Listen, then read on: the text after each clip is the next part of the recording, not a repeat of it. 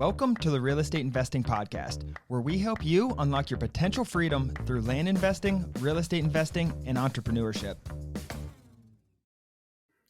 Hey everyone, this is episode 128 of the Real Estate Investing Podcast, discussing how to automate and outsource your land flipping business. I'm your host, Dan Rapke, joined again by my brother and business partner, Ron Apke. Before we get into the show, let's go over a question from one of our featured Discord members. Today's question is from Jennifer. Jennifer asked, I just learned about land flipping last month and I am very interested. I do not have the funds right now to send mail, but I have heard a lot about cold calling. What are your thoughts on cold calling strategy and strategies to go about it? Good timing, Awesome, Jennifer. What'd you say? I said that's good timing, Jennifer. We've been talking about this a lot lately. Exactly. Cold calling has been something we have been talking about, discussing with the community. And we understand, like we were talking about on our webinar last night, like we understand the finances needed to send mail. Sending mail is the number one way to get deals, the number one ROI, but it costs money, obviously, a significant amount of money. So the idea with cold calling is you're putting in sweat equity. You're paying basically with your time opposed to paying with money. So you're making a lot of calls. So she's so new, Dan. So I'm trying to kind of think about the best way to go about this. I think educating right now is kind of the number one thing, is continuing to learn, because you're not going to just be able to call people. I don't think if you just learned about land a month ago or whatever it was, I think she said last month, and just start getting deals. I don't think that's going to happen. I think educating is the most important thing, whether it is the course or if it's just kind of watching podcasts, watching our webinars, stuff like that. I think that's the best place to start. Yeah, that's tricky because you do need to know a little bit going into those phone calls, and we do price out our cold calls, so they have a price per every call. We have an offer price that we know we're going to offer them, and we do that how we price blind offers. Same exact strategies. We price these and then we call them, so we have a database of priced people that we're going to call. Other than that, Ron, let's get into the show. Automating and outsourcing your land flipping business. Let's talk about it. What do we mean by automating, Ron? What's automating your land business even mean? Yeah, I'm excited for this topic because I think this is a big thing. Like sometimes you start a business and it's good. You want to be in the grind, in the weeds, the first 6 months, the first 12 months, but then you got to start thinking, like, not necessarily how do I get out of the business, but like, how do I make my time more efficient, my time more valuable in the business? And after 3 months, 6 months, you're getting some deals, doing stuff like that. That's what you need to really start, like, evaluating what you're doing on a day-to-day basis in land. And when I'm talking about what automating is, it is automating / outsourcing. What we're saying, it is taking things off of your plate. You can automate and take things off your plate by having some automatic email response. You can also do that by hiring an assistant or hiring a virtual assistant. So there's different ways to get things off of your plate. And that's what I want to talk about in this episode, because I think that's how you take your business to the next level and make your time worth 5-10 times as much. For example, we just hired a data analyst. Hiring is a huge way to get yourself out of the business, get yourself out of the day-to-day grind of the business. And that's really what I want to focus on this episode. Yeah, so the goal of this episode is to help people get out of the day-to-day. So they've already understand all aspects of it. They've sent out mail, they've acquired deals, they've done it all themselves, Ron. They've sold property, they've negotiated, they've done everything themselves, and they're ready for that next step. That next step is teaching someone how to do what you've learned to do the last, 6 months, 4 months, 10 months, whatever it's been. That's a big step in the business. You're going to see a huge ROI. Every single person you bring on will give you an immediate, maybe not so immediate, but relatively speaking, 3, 6, whatever it is, months return, because your time's going to be able to be spent elsewhere. They're going to learn how to do their job very effectively if you manage and train them properly. And that's how you scale up. It's the only way to scale up, Ron. And I know there's so many people in our community, for one, and people who are thinking this way when they're getting into land flipping. And I think this is going to really be helpful, because this is the next step for so many of you who are listening, who are doing $50,000, $75,000 a month themselves. You have more than enough money to pay for a couple employees, do it one at a time, stuff like that. And this is gonna, whether you think it's gonna be, it is another expense. Paying someone is another expense. Don't get me wrong, but like Daniel said, the ROI of that expense is far greater than what they're going to cost. So getting in that mindset of, all right, let's grow this business. I need to grow with people. I need to grow with systems. That's where we need to go. But like let's say, Daniel, someone comes to you and they're 6 months in, they're doing $50,000 profit a month.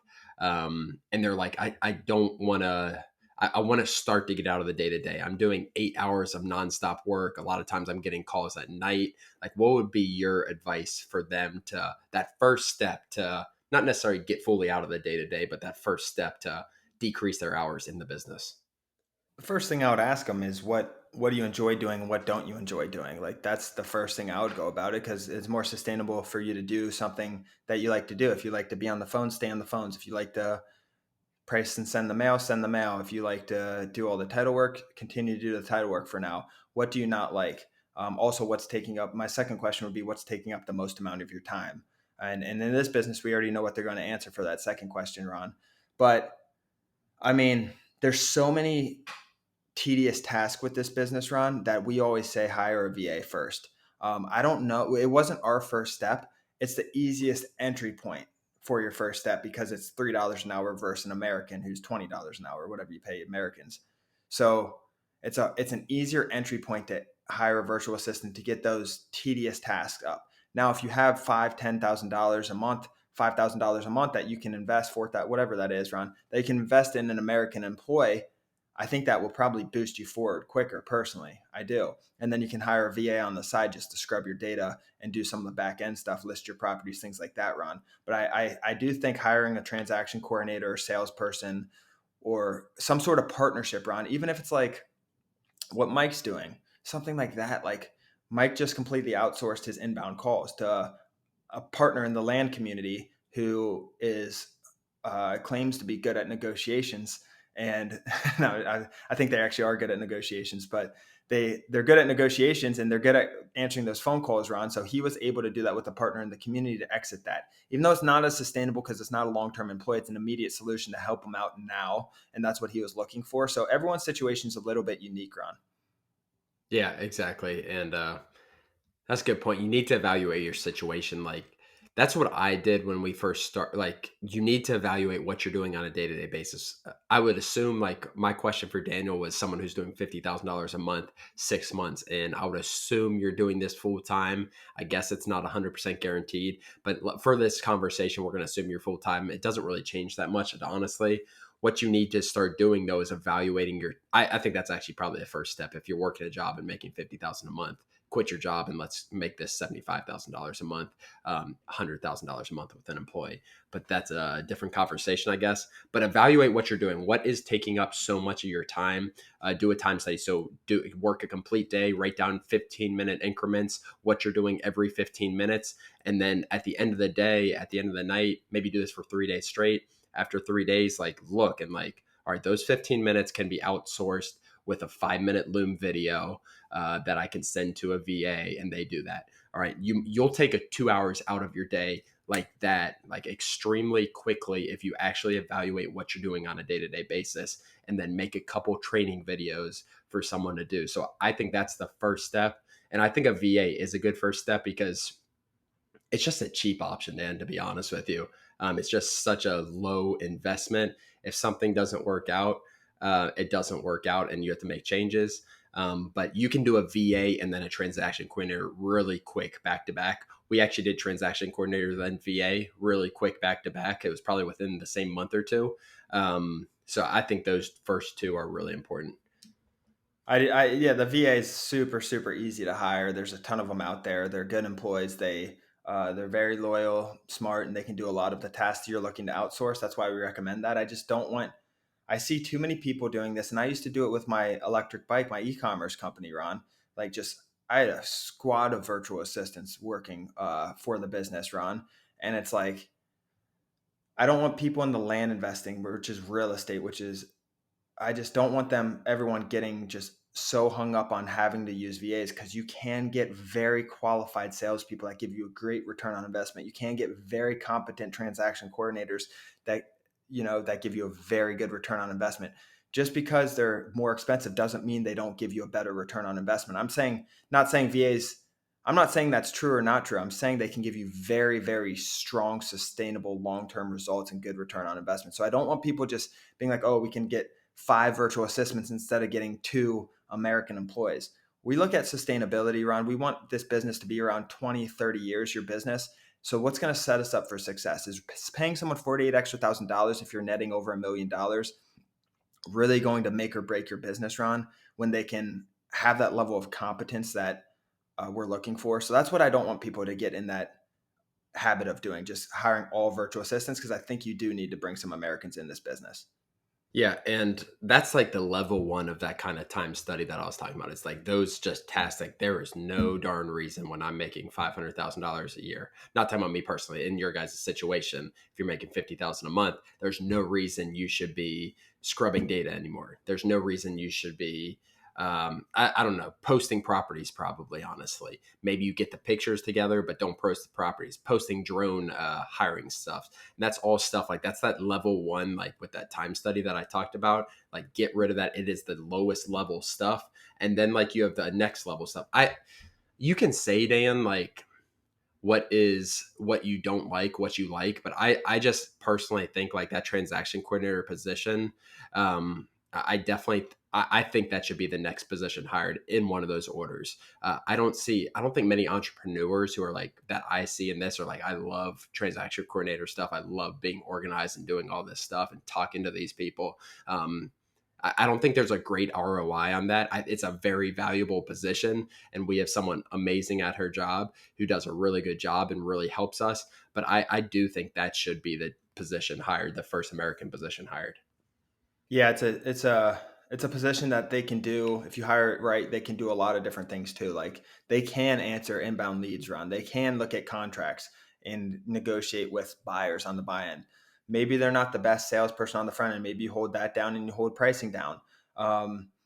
Yeah, I think transaction coordinator is a very good position, especially as you scale. You'll need multiple transaction coordinators, and they can do a lot for your business in terms of just evaluating deals in the future, things like that, higher level too, Ron. Like that's what we're trying to get out of our business is more people in our business to be able to evaluate these deals like we do. And that's a hard thing to do because they don't look at it. They weren't trained the same way we were necessarily, and they don't look at it the same. She's looking at it from a transaction coordinator lens. Our salesperson is looking at it from a acquisition lens. He wants that deal no matter what. She wants to make sure that deal has no issues with it no matter what. They have two different scopes they're looking down.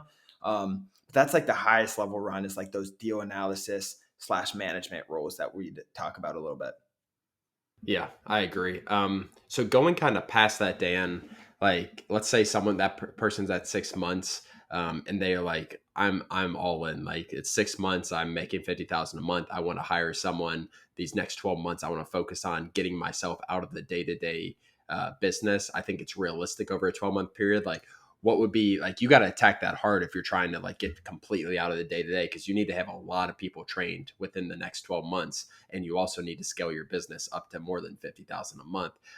But I guess kind of what are the realistic expectations is what I'm kind of thinking for like you're 6 months into land, you understand land, you can evaluate deals yourself, but now like these next 6 to 18 months, from 6 months to 18 months, like you're trying to get yourself out of the day to day.